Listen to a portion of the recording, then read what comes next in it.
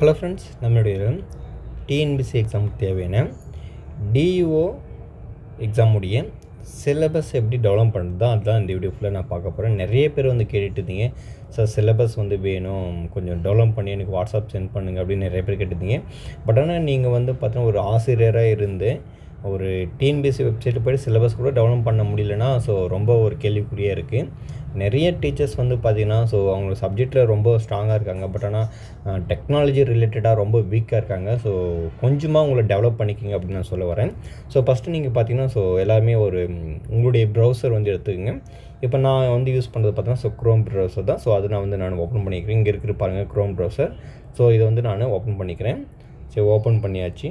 Open பண்ணிவிட்டு நம்ம என்ன பண்ணோம், டிஎன்பிசி அப்படின்னு நம்ம டைப் பண்ணால் போதும். டிஎன்பிசி இந்த இடத்துல நீங்கள் டைப் பண்ணிங்கன்னா, நான் ஆல்ரெடி டைப் பண்ணி வச்சுருக்கேன் இந்த இடத்துல. நான் அதை கிளிக் பண்ணுறேன். டிஎன்பிசி கொடுத்தாச்சு. இப்போ பாருங்கள், டிஎன்பிசி கொடுத்துட்டேன். அடுத்து வந்து என்ன வந்திருக்குன்னா, இதனுடைய அஃபிஷியல் பேஜஸ் தான் வந்திருக்கு இந்த இடத்துல. நீங்கள் பார்த்தா உங்களுக்கு தெரிஞ்சிருக்கும். இங்கே பாருங்கள், ஒரு நிமிஷம். இதுதான் டிஎன்பிசியுடைய அஃபிஷியல் ஒரு பேஜ். இதில் வந்து பார்த்தா டிஎன்பிசின்னு இருக்குல்ல, இங்கே வந்து கிளிக் பண்ணுங்கள். ஃபஸ்ட்லே அதை கிளிக் பண்ணுங்கள். அதுக்கப்புறம் பார்த்தீங்கன்னா இந்த மாதிரி தான் வரும். இந்த மாதிரி வந்துச்சுன்னா இதில் வந்து நீங்கள் என்ன பண்ணணுன்னா, உங்களுடைய லெஃப்ட் ஹேண்ட் சைடில் கடைசியாக பாருங்கள், கவுன்சிலிங் அண்டு செலெக்ஷன் அப்படின்னு இருக்கேன். அதை கிளிக் பண்ணுங்கள். நல்லா பாருங்கள், உங்களுடைய லெஃப்ட் ஹேண்ட் சைடில் கவுன்சிலிங் அண்டு செலெக்ஷன் இருக்குல்ல, அங்கே கிளிக் பண்ணுங்கள். அங்கே கிளிக் பண்ணிவிட்டு கொஞ்ச நேரம் வெயிட் பண்ணுங்கள். இதுவும் வந்துடும். அதுக்கடுத்து பார்த்தீங்கன்னா திருப்பம் உங்களுடைய லெஃப்ட் ஹேண்ட் சைடில் பாருங்கள், இன்ஸ்ட்ரக்ஷன் டு அப்ளிகேஷன், அப்புறம் பார்த்தா இன்ஸ்ட்ரக்ஷன் டு அப்ளிகேண்ட், சிபிடி அப்படி கொடுத்துருக்காங்க. அதுக்கப்புறம் பார்த்தீங்கன்னா சிலபஸ் அப்படி கொடுத்துருக்காங்க. சிலபஸ் கிளிக் பண்ணுங்கள். சிலபஸ் கிளிக் பண்ணும்போது நம்மளுக்கு வந்து பார்த்தீங்கன்னா ஓல்டு சிலபஸ் கேட்குதா, இல்லை உங்களுக்கு ரிவைஸ்டு சிலபஸ் வேணுமா அப்படின்னு கேட்குறாங்க. நம்மளுக்கு வந்து பார்த்தீங்கன்னா இப்போ இருக்கிற சிலபஸ் தான் வேணும். ரிவைஸ்டு சிலபஸ் அதை கிளிக் பண்ணுங்கள். இதை கிளிக் பண்ணால் உங்களுக்கு வந்து பார்த்தீங்கன்னா இந்த இடத்துல வரும். ஃபஸ்ட்டு பார்த்தீங்கன்னா இந்த இடத்துல உங்களுக்கு வரக்கூடிய எக்ஸாம்ஸ் பார்த்தீங்கன்னா குரூப் 1 எக்ஸாமுடைய தமிழ் எலிஜிபிலிட்டி அதனுடைய சிலபஸ் இருக்கும். அதுக்கடுத்து பார்த்தீங்கன்னா இங்கே குரூப் 1 சர்வீஸுடைய ஜென்ரல் குரூப் 1 இருக்குல்ல, அதில் வந்து பார்த்தீங்கன்னா டிசி, அப்புறம் பார்த்தா டிஎஸ்பி, அதுக்கு கீழே ஒரு 5-6 டைப்ஸ் எல்லாம் எக்ஸாம் டிபார்ட்மெண்ட் இருக்குது. அதனுடைய சிலபஸ் அது. அதுக்கப்புறம் பாருங்கள், குரூப் 1A சர்வீஸ் இருக்குது, அதனுடைய சிலபஸ் கொடுத்துருக்காங்க. அதுக்கப்புறம் பார்த்தா குரூப் 1B அதனுடைய சிலபஸ் வந்து கொடுத்துருக்காங்க.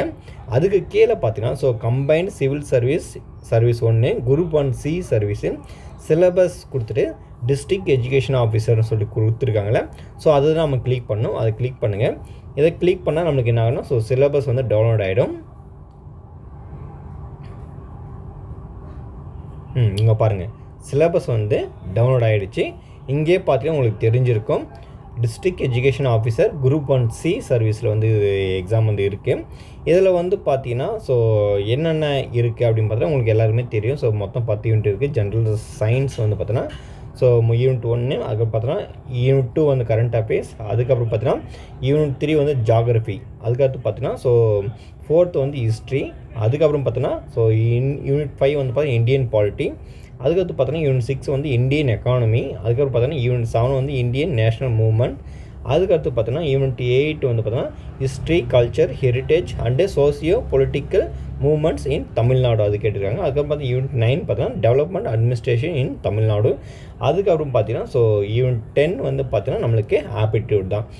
இதிலெல்லாம் பார்த்தீங்கன்னா நீங்கள் இந்த சிலபஸ் வந்து கவர் பண்ணிவிட்டு ஓவராலாக ஒரு ப்ரிலிமினரி எக்ஸாம்னால் நான் எவ்வளோ குவாலிஃபைட் ஆகணும்னா பார்த்தீங்கன்னா மேக்ஸிமம் பார்த்தீங்கன்னா ஒரு 145க்கும் மேற்பட்ட வினாக்களை வந்து நீங்கள் சரி செய்யும் பட்சத்தில் ப்ரிலிமினரி எக்ஸாம் வந்து மெயின்ஸ் எக்ஸாமுக்கும் வந்து நீங்கள் எலிஜிபிள் ஆகலாம். எப்பவுமே பார்த்தீங்கன்னா பியூர் மெரிட் தான் இது, சரிங்களா?